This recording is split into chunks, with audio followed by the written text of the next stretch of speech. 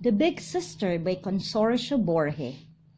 Itong watched his sister Inshang, folded his old khaki shirt carefully, and packed it into the rattan pipi, which was already filled with his clothes. Itong, an incoming grade 7 student, was set to go to Vigan to study and stay at Uncle Celine's house.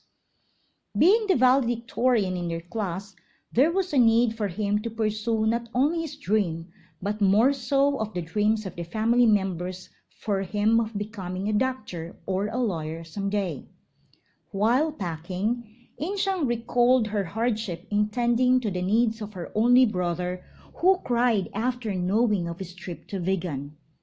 Itong was reluctant of the idea at first, but his sister was able to convince him. Inshang had raised Itong from the whimpering, little red lump of flesh that he was, when their mother died soon after giving birth to him. She had been as a mother to him as long as she could remember, and being apart from his brother soon made her really sad. Their father had never married again, being always faithful to the memory of his wife.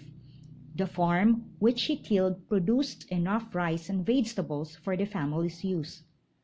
The rest of the family and more of Inshang showed support, love, concern, and care for Itong when he left for the first time, going to Vigan. His family and the rest of the neighborhood turned up to the bus station on that day. Inshang was in so much emotional pain seeing his little brother as he boarded the bus, but she displayed firm attitude as everyone bid Itong goodbye.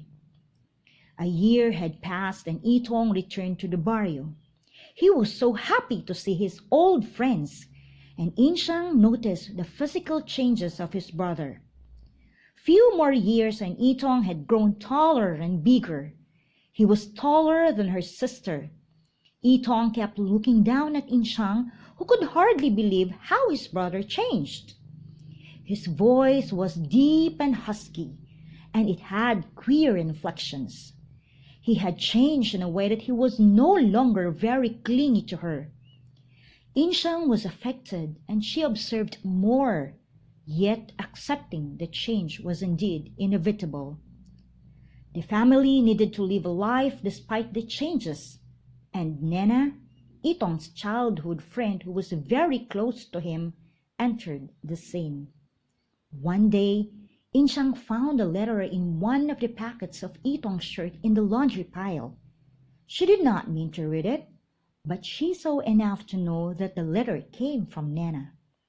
She could guess what Itong then had been writing. He had been writing to Nena. Itong had really changed, Nena thought. He had begun keeping secrets from her. Inshang noted the development with a slight tightening of her throat. Yet she thought, she never had a sister. She would like to see how it was to have a sister. A good-looking one like Nena.